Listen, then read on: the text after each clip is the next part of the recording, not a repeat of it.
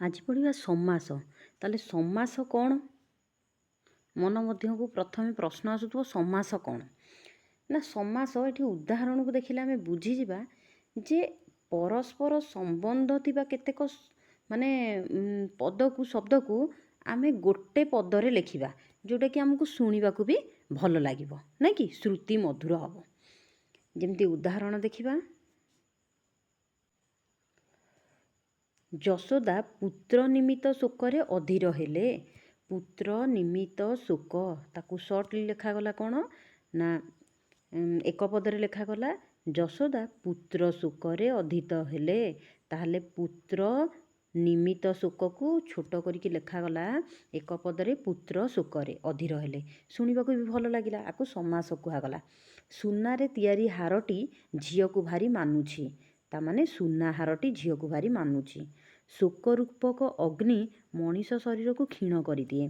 ताहले शोकाग्नि मनीष शरीर को क्षीण कर दिए। चक्र अच्छी पानी रे जहार से महाभारत युद्धर कर्णधार अटंती। चक्र अच्छी पानी रे जहार ताकू आमे लिखिपर चक्र पानी। तो ये ऊपर जो वाक्य गुड़ी को देखिले आमे कौन देखिले ना एथिरे पुत्र निमित्त शोक पाई कि पुत्र शोक लेखागला ना कि सुनारे तियारी हार पाई कि सुना हार लेखागला। शोक रूपक अग्नि पाई कि शोकाग्नि लेखागला। चक्र अच्छी पानी रे जहार तापाई लेखागला चक्र पानी। तो आमे जो देखिले एकाधिक परस्पर संपर्क थिबा एकाधिक पद को मिसेइकरी एक पदरे लेखागला ना कि तो वाक्य छोट हो गला आ श्रुति मधुर हैला। तो व्याकरण शास्त्र रे एही प्रक्रिया को समास कहा जाए। जदि प्रश्न करा जाए समास काहाकू कहिबा ताहले कहिबा परस्पर संबंध थिबा दुई बा ततोधिक पद को दुई किंबा ताठारु अधिक पद ताकू एक पदरे परिणत करिवार नाम हेउची कोन समास। तो आम ये जो समास प्रक्रिया आम पढ़ा से समस्त पद कौन पूर्व पद कौन परपद बा से परपद को ही उत्तर पद कह जाए। परपद बा उत्तर पद समस्यमान पद आउ विग्रह वाक्य कौन जानिबा। यही समास रे आमे वर्तमान जानिबा समस्त पद कौन समस्यमान पद कौन आउ विग्रह वाक्य कौन। यही गोटे उदाहरण रु ही मु कहि दउछि। ये सिंह चिन्हित आसन ये हो गला सिंहासन। सी कहला जो समास गुड़िकरे माने समास रे पद गुड़िकर मिलित हेबा परे जो पद सृष्टि हुए ताकू समस्त पद कहा जाए। मिसिकिरी कोटा तैयारी हैला ना सिंहासन। यही सिंहासन शब्दटा कौन हो गला ना समस्त पद। मन रहिला समस्यमान पद किए ना जो दुई जण मिसिचंती किए किए ना सिंह आउ आसन ए दुईटा जाक है समस्यमान पद।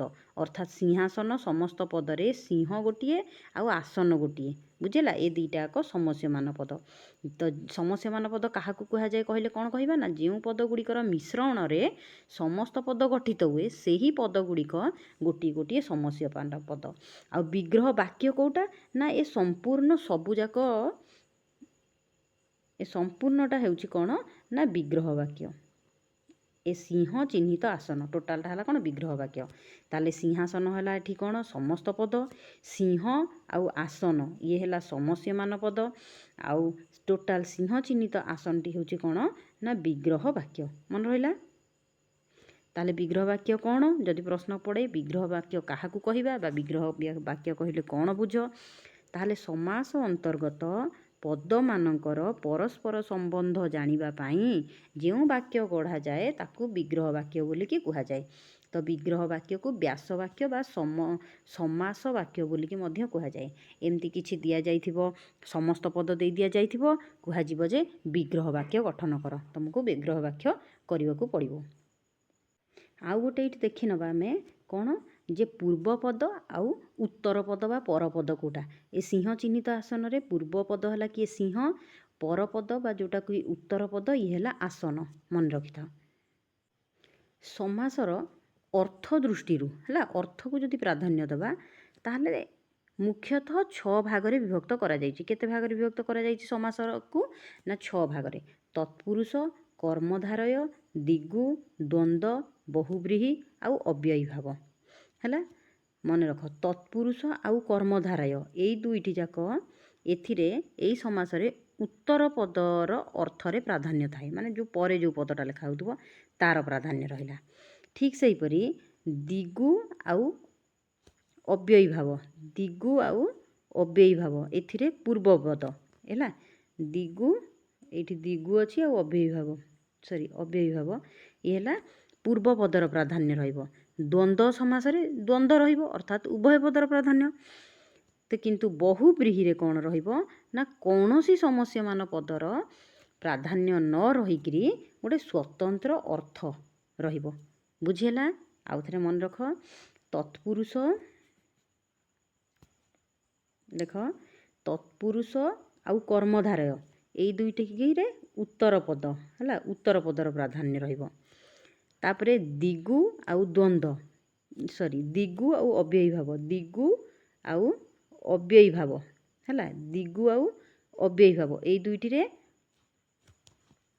ପୂର୍ବ ପଦର ପ୍ରାଧାନ୍ୟ ରହିବ ହେଲା, ପୂର୍ବ ପଦର ପ୍ରାଧାନ୍ୟ ରହିବ।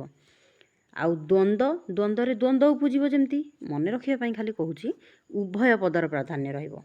ଆଉ ବହୁବ୍ରୀହି ମାନେ ତାର ଅର୍ଥ ମାନେ ଗୋଟେ ସ୍ୱତନ୍ତ୍ର ଅର୍ଥ ରହିବ। ମନେ ରହିଲା? ମନେ ରଖିବା ପାଇଁକି ଏଇଟା ହେଲା ସବୁଠାରୁ ଇଜିଏଷ୍ଟ ମେଥଡ଼ ଯେ ତତ୍ପୁରୁଷରେ ଆଉ କର୍ମଧାରୟରେ ଉତ୍ତର ପଦର ପ୍ରାଧାନ୍ୟ, ଦିଗୁ ଆଉ ଅବ୍ୟୟୀଭାବରେ ପୂର୍ବ ପଦର ପ୍ରାଧାନ୍ୟ, ଦ୍ୱନ୍ଦ୍ୱରେ ଉଭୟ ପଦର ପ୍ରାଧାନ୍ୟ, ବହୁବ୍ରୀହିରେ ଗୋଟେ ସ୍ୱତନ୍ତ୍ର ଅର୍ଥ ଉପରେ ଗୁରୁତ୍ୱ ଦିଆଯିବ। ଦେଖ ଏବେ ପଢ଼ିବା ତତ୍ପୁରୁଷ ସମାସ। ତତ୍ପୁରୁଷ ସମାସକୁ ପଢ଼ିବା ପୂର୍ବରୁ ମୁଁ ଗୋଟେ ଫର୍ମୁଲା କହୁଛି, ମନେ ରଖ କାହାକୁ ବିଭକ୍ତିକୁ। ଏଇଟା ସର୍ଟକଟ୍ ଫର୍ମୁଲା ଗୋଟେ, ମନେ ରଖିବା ପାଇଁ ଖାଲି ମୁଁ କହୁଛି। ପ୍ରଥମା ବିଭକ୍ତିରେ ଭାବି ନିଅ ଏ, ତାପରେ ଦ୍ୱିତୀୟରେ ହେଲା କ'ଣ କୁ, ତାପରେ ରେ, କୁ, ରୁ, ର ଆଉ ରେ, ଏକୁ ରେକୁ ରୁରରେ। ଏ ହେଲା ପ୍ରଥମା ଗଲା, ଦ୍ୱିତୀୟରେ ହେଲା କ'ଣ କୁ, ସପ୍ତମୀ ପର୍ଯ୍ୟନ୍ତ ଇଏ ହେଲା ଦ୍ୱିତୀୟା, ଇଏ ହେଲା ତୃତୀୟା, ତୃତୀୟା ରେ, ଚତୁର୍ଥୀ କୁ, ପଞ୍ଚମୀରେ ର, ଷଷ୍ଠରେ ଏକୁ ରେକୁ ପଞ୍ଚମୀରେ ହେଲା ରୁ, ଷଷ୍ଠୀରେ ହେଲା ର, ତାପରେ ସପ୍ତମୀରେ ହେଲା ରେ। ତାହେଲେ ଦ୍ୱିତୀୟା ଠାରୁ ସପ୍ତମୀ ପର୍ଯ୍ୟନ୍ତ ବିଭକ୍ତି ଯୁକ୍ତ ବିଶେଷ୍ୟ ପଦ, ଯେଉଁଟାକୁ ଇଂରାଜୀରେ ଆମେ ନାଉନ୍ କହୁଛେ, ଆଉ ସହିତ ବିଶେଷ୍ୟ କିମ୍ବା ବିଶେଷଣ ପଦର ସମାସ ହୋଇ ପରପଦ ତତ୍ପୁରୁଷ ସମାସ, ପରପଦର ଅର୍ଥର ପ୍ରାଧାନ୍ୟ ରହିଲେ ତତ୍ପୁରୁଷ ସମାସ ତାକୁ କହିବା ପରପଦର। ଯେମିତି ଉଦାହରଣ ଦେଖିବା, ଗୃହ ଇଏ ଗୋଟେ ହେଲା କ'ଣ ବିଶେଷ୍ୟ ପଦ, କୁ ଏଠି ହେଲା କ'ଣ ରହିଲା ବିଭକ୍ତି ଚିହ୍ନ ରହିଲା, ଦ୍ୱିତୀୟ ବିଭକ୍ତି। ତାପରେ ଆଗତ ହେଲା ପରପଦ, ସେ କ'ଣ କହିଲା ପରପଦର ମାନେ ଆଗତ, ୟାର ବେଶୀ ଗୁରୁତ୍ୱ ରହିବ। ତେଣୁକରି କ'ଣ ହେଇଗଲା, ଏଇ ବିଭକ୍ତି ଚିହ୍ନଟି ଲୋପ ହେଇଯାଇକି ଗୃହାଗତ ଲେଖାଯିବ। ସେଇଭଳି ଘରକୁ ମୁହାଁ, ଘର ମୁହାଁ, ଧନକୁ ପ୍ରାପ୍ତ, ଧନ ପ୍ରାପ୍ତ, ସାହାଯ୍ୟକୁ ପ୍ରାପ୍ତ, ସାହାଯ୍ୟ ପ୍ରାପ୍ତ। ସେମିତି ଆମେ ଆହୁରି ବହୁତ ଗୁଡ଼ିଏ ଲେଖିପାରିବା। ଚରଣକୁ ଆଶ୍ରିତ, ଚରଣାଶ୍ରିତ, ମାଛକୁ ଧରା, ମାଛ ଧରା, ଦୁଧ ଖିଆ, ଦୁଃଖ ପ୍ରାପ୍ତ, ଏଇସବୁ ସମାସ ଆମେ ଗଢ଼ିପାରିବା। ତାପରେ ଆଉ ଗୋଟେ ଦେଖ ବ୍ୟାପ୍ତି କାଳ। ଏଠି ଆମେ ଦେଖ କ'ଣ ଦେଖିବା ନା ବ୍ୟାପ୍ତି ବା କାଳ ଅର୍ଥରେ, ମାନେ ବ୍ୟାପ୍ତି କିଛି ଦିନ ପର୍ଯ୍ୟନ୍ତ, କିଛି ସମୟ ପର୍ଯ୍ୟନ୍ତ ବ୍ୟାପିକି ଯେଉଁଟା କୁହାଯାଏ। ବ୍ୟାପ୍ତି ଓ କାଳ ଅର୍ଥରେ ମଧ୍ୟ ଦ୍ୱିତୀୟା ତତ୍ପୁରୁଷର ରୂପ ଦେଖିବାକୁ ମିଳେ। କେମିତି ନା ଚିର କାଳକୁ ବ୍ୟାପୀ ଦୁଃଖ, ଚିର ଦୁଃଖ, କ୍ଷଣ କାଳକୁ ବ୍ୟାପୀ ସ୍ଥାୟୀ, କ୍ଷଣସ୍ଥାୟୀ। ଏଠାରେ କ'ଣ ନା ପୂର୍ବ ପଦରେ ଥିବା ଦ୍ୱିତୀୟା ବିଭକ୍ତିର ଚିହ୍ନ କୁଙ୍କୁ ସମସ୍ତ ପଦ କେଉଁଟା, ଯେମିତି ଚିର କାଳକୁ ବ୍ୟାପୀ ଦୁଃଖ, ସମସ୍ତ ପଦ ହେଇଯାଉଛି କିଏ ନା ଚିର ଦୁଃଖ। ଏଥିରେ କ'ଣ ହେଇଛି ନା ଚିହ୍ନଟି ଲୋପ ହେଇଯାଇଛି, ଲୁପ୍ତ ହେଇଯାଇଛି, ଆଉ ଦେଖାଯାଉ ନାହିଁ। ହଁ, ତାପରେ ତୃତୀୟ ବିଭକ୍ତି ଚିହ୍ନ ମୁଁ କହିଥିଲି ଏ କୁ ରେ, ରେ ମାନେ ରେ ଦ୍ୱାରା ଦେଇ କରୁଥିବ, ତ ରେ ଦ୍ୱାରା ସ୍ୱର ଦ୍ୱାରା ଆହତ, ସ୍ୱରାହତ। ବିଦ୍ୟା ରେ ହୀନ, ବିଦ୍ୟାହୀନ, ରେ ଦ୍ୱାରା ଦେଇ କହିଥିଲି, ଏଠି ରେ ଚିହ୍ନ ଅଛି, ଏଇଟା ଲୋପ ହେଇଗଲା। ଇଏ କ'ଣ ଦ୍ୱାରା ଅଛି, ଇଏ ଲୋପ ହେଇଯିବ। ମାଙ୍କଡ଼ ଦ୍ୱାରା ଖିଆ, ମାଙ୍କଡ଼ ଖିଆ। ସେହିପରି ଅଗ୍ନିଦଗ୍ଧ, ଅଗ୍ନିରେ ଦଗ୍ଧ ବା ଅଗ୍ନି ଦ୍ୱାରା ଦଗ୍ଧ। ଜଳ ଦ୍ୱାରା ଶୂନ୍ୟ ବା ଜଳରେ ଶୂନ୍ୟ, ଜଳ ଶୂନ୍ୟ। ମନ ଗଢ଼ା, ହାତ କଟା, ଶୁକା କୂଳ, ତନ୍ତ ବୁଣା, ଭଗାରୀ ହସା, ଭଗାରୀ ଦ୍ୱାରା ହସା, ଭଗାରୀ ହସା। କାଳିଦାସଙ୍କ ଦ୍ୱାରା ରଚିତ, କାଳିଦାସ ରଚିତ। ଏଇଭଳି ସମାସ ଆମେ ଗଢ଼ିପାରିବା। ତ ତୃତୀୟା ବିଭକ୍ତିର ଚିହ୍ନ ଏଠି ରେ ଦ୍ୱାରା କ'ଣ ହେଇଯାଇଛି? ସମସ୍ତ ପଦରେ ଲୁପ୍ତ ହେଇଯାଇଛି। ସ୍ୱର ଦ୍ୱାରା ଆହତ, ଏଠି ସମସ୍ତ ପଦ କିଏ? ନା ସ୍ୱରାହତ। ଏଥିରେ କ'ଣ ହେଇଛି? ବିଭକ୍ତି ଚିହ୍ନଟି ଲୁପ୍ତ ହେଇଯାଇଛି। ଏଇ ଚତୁର୍ଥୀ ବିଭକ୍ତିରେ କୁ ମାନେ ଏଠି ବିଭକ୍ତିଟା ନିମିତ୍ତ ଅର୍ଥରେ, ପାଇଁ ଅର୍ଥରେ ହେଲା। ତ ପୁତ୍ର ନିମିତ୍ତ ଶୋକ, ପୁତ୍ର ନିମିତ୍ତ ଶୋକ, ପୁତ୍ର ଶୋକ। ରଙ୍ଗ ନିମିତ୍ତ ମଞ୍ଚ, ରଙ୍ଗମଞ୍ଚ। ଦେବଙ୍କୁ ଅର୍ପିତ, ଦେବାର୍ପିତ। ଏଥିରେ ଆଉ ଲେଖିପାରିବା ସେଇଭଳିଆ କ'ଣ ହେଇପାରିବ? ନା ଧର୍ମ ନିମିତ୍ତ ପତ୍ନୀ, ଧର୍ମପତ୍ନୀ। ଛତା ନିମିତ୍ତ କନା, ଛତା କନା। ପିଇବା ନିମିତ୍ତ ପାଣି, ପିଇବା ପାଣି। ମନ ନିମିତ୍ତ ରୁଚା, ମନ ରୁଚା। ଏଇସବୁ ସମାସ ଆମେ ଗଢ଼ି ପାରିବା। ତ ପୂର୍ବ ପଦରେ, ପୂର୍ବ ପଦ କେଉଁଟା? ପୁତ୍ର, ରଙ୍ଗ, ଦେବ, ଏସବୁ ହେଲା ପୂର୍ବ ପଦ। ଏଥିରେ ଥିବା ଚତୁର୍ଥୀ ବିଭକ୍ତି, ଏ ଯେଉଁ ନିମିତ୍ତ ଅଛି ବା ପାଇଁ, ଏଇ ଚତୁର୍ଥୀ ବିଭକ୍ତିର ଚିହ୍ନ ସମସ୍ତ ପଦ ବେଳକୁ ଲୁପ୍ତ ହେଇଯିବ। ଦେଖ ପୁତ୍ର ଶୋକ ଲେଖା ହେଇଛି, ଏଠି ଆଉ ନିମିତ୍ତ ଅଛି କି? ନାହିଁ। ତାପରେ ଦେଖିବା ପଞ୍ଚମୀ ବିଭକ୍ତି ଏ କୁ ରେ କୁ କହିଲି, କୁ ଏଠି ହେଲା ନିମିତ୍ତ। ରୁ ର ରେ, ତାପରେ ରୁ ପଞ୍ଚମୀ ବିଭକ୍ତିରେ କହିଲି କ'ଣ? ନା ରୁ ହବ। ତ ବୃକ୍ଷ ରୁ ପତିତ, ବୃକ୍ଷ ରୁ ପତିତ, ବୃକ୍ଷ ପତିତ। ବିଦେଶ ରୁ ଆଗତ, ବିଦେଶାଗତ। ଏହିପରି ଆମେ ଗଢ଼ିପାରିବା କ'ଣ? ଗୋଠ ରୁ ଖଣ୍ଡିଆ, ଗୋଠ ଖଣ୍ଡିଆ। ଧର୍ମ ଛଡ଼ା, ରୋଗ ମୁକ୍ତ, ଗଛ ତୋଳା। ଜନ୍ମାନ୍ଧ, ଜନ୍ମରୁ ଅନ୍ଧ, ଜନ୍ମାନ୍ଧ। ତ ଏଠି ରୁଟା କ'ଣ ହେଇଛି? ଚିହ୍ନଟା ସମସ୍ତ ପଦ ବେଳକୁ ଲୁପ୍ତ ହେଇଯାଇଛି। ବୃକ୍ଷ ରୁ ପତିତ, ଏଠି ସମସ୍ତ ପଦ ହେଲା ବୃକ୍ଷ ପତିତ। ଏଠି ଆଉ ରୁ ଅଛି କି? ଏଠି ରୁ ନାହିଁ, ଲୁପ୍ତ ହେଇଯାଇଛି। ପୁଣି ଆଉ ଥରେ ବିଭକ୍ତି ମନେ ପକାଉଛି। ଏ କୁ ରେ କୁ ରୁ ର ରେ, ରୁ ର ରେ, ତେଣୁକରି ର ଏଠି ଅଛି ଷଷ୍ଠୀ ବିଭକ୍ତି। ତେଣୁକରି ଗାଁ ର ମୁଣ୍ଡ, ଗାଁ ମୁଣ୍ଡ। ନଦୀର ଜଳ, ନଦୀ ଜଳ। ସେହିପରି ନାରୀର ଶିକ୍ଷା, ନାରୀ ଶିକ୍ଷା। ପ୍ରଜାତନ୍ତ୍ର, କର୍ମଫଳ, ମାତୃଭାଷା, ମାନବ ଧର୍ମ, ଯୁବକ ସଂଘ। ଏଇଭଳି ଆମେ ଲେଖିପାରିବା। ଏଠି କେତେକ ଶବ୍ଦ ଦିଆଯାଇଛି, ଯେମିତିକି ଅର୍ଦ୍ଧ, ମଧ୍ୟ, ପୂର୍ବ, ଅପର। ଏସବୁ ପଦ ସମସ୍ତ ପଦରେ ପୂର୍ବ ପଦ ଭାବରେ ହିଁ ବ୍ୟବହାର ହେବ ହେଲା। ଦେଖ କେମିତି? ଚନ୍ଦ୍ରର ଅର୍ଦ୍ଧ, ଏଠି କ'ଣ? ନା ସମସ୍ତ ପଦ ଯେତେବେଳେ ହେଲା, ସମସ୍ତ ପଦରେ ଅର୍ଦ୍ଧ ଆଗକୁ ପଳେଇ ଆସିଲା, ଅର୍ଦ୍ଧଚନ୍ଦ୍ର। ନଈର ମଝି, ମଝି ନଈ। ଅହନର ମଧ୍ୟ, ମଧ୍ୟାହ୍ନ, ମଧ୍ୟାହ୍ନ ସେଟା ମିଶିଗଲା, ମିଶେଇକି ଲେଖାଯାଇଛି। ରାତ୍ରିର ମଧ୍ୟ, ମଧ୍ୟରାତ୍ରି। ଅହନର ପୂର୍ବ, ପୂର୍ବାହ୍ନ। ଅହନର ଅପର, ଅପରାହ୍ନ। ସେହିପରି ଗଢ଼ିପାରିବା ରାତିର ଅଧ, ଅଧରାତି। ଦେଶର ମଧ୍ୟ, ମଧ୍ୟଦେଶ। ତମ ମନ ଭିତରେ ବି କିଛି ପ୍ରଶ୍ନ ଆସୁଥିବ, ଯେମିତି ମଧ୍ୟାହ୍ନରେ ହ ତଳେ ନ ଲେଖାଗଲା, କିନ୍ତୁ ପୂର୍ବାହ୍ନରେ ନ ଲେଖାଯାଇ ଏଠି ଣ ଲେଖାଗଲା, ପୂର୍ବାହ୍ନ। କେମିତି? ନା ଆଉ ଅପରାହ୍ନ ଲେଖାଯିବ, ଣ ଲେଖାଗଲା। କାହିଁକି ହେଇଛି? ନା ଣତ୍ୱ ଗୋଟେ ବିଧି ନିୟମ ଅଛି, ଯେମିତି ସତ୍ୱ ବିଧି କେଉଁ ସ ହେବ, ସେଇଭଳି ଣତ୍ୱ ବିଧି ଅଛି। ଣତ୍ୱ ବିଧି ଅନୁସାରେ ରୁର ସ ବର୍ଣ୍ଣ ପରେ ଯଦି ନ ରହିଲା, ତଥା ନ ପୂର୍ବରୁ, ନର ପୂର୍ବରୁ ଯଦି କ ବର୍ଗ, ପ ବର୍ଗ, ଜ ବ ହ ମଧ୍ୟରୁ ଯେକୌଣସି ଗୋଟେ ବର୍ଣ୍ଣ ରହିଲା, ତାହେଲେ ନ ସ୍ଥାନରେ ଣ ହେଇଯିବ। ଦେଖୁନ ଏଠି ଅପର ଅହନ, ଏଠି କ'ଣ ଅଛି? ଅପର ଅହନ। ଏଠି ର ରହିଛି ହେଲା, ଏଠି ର ରହିଛି, ତେଣୁକରି ଇଏ ନାହିଁ। ତେଣୁକରି ର ଓ ନ ମଧ୍ୟରେ ଅ ଆଉ ହ ବ୍ୟବଧାନ ସୃଷ୍ଟି କରିଥିବ। ଦେଖ ଏଠି କ'ଣ ରହିଲା? ଏଠି ହ ଅଛି, ଏପଟେ ଅଛି ର, ଏପଟେ ହ ଅଛି। ତେଣୁକରି ହ ବ୍ୟବଧାନ ସୃଷ୍ଟି କରୁଥିବାରୁ ନଟା ଣରେ ପରିଣତ ହେଲା। ସେଇଭଳି ପୂର୍ବାହ୍ନରେ ପୂର୍ବ, ପୂର୍ବ ଆଉ ଅହନ। ଏଠି ର ଓ ନ ମଧ୍ୟରେ, ଏଠି ଦେଖୁନ ର ଆଉ ନ ମଧ୍ୟରେ କ'ଣ ରହିଗଲା? ହ ରହିଗଲା, ନାଇଁ କି? ଅ ଆଉ ହ ରହିଗଲା। ତ ସେଥିପାଇଁ ବ୍ୟବଧାନ ସୃଷ୍ଟି କଲା, ସେଥିପାଇଁ ନ ସ୍ଥାନରେ ଣ ହେଇଗଲା।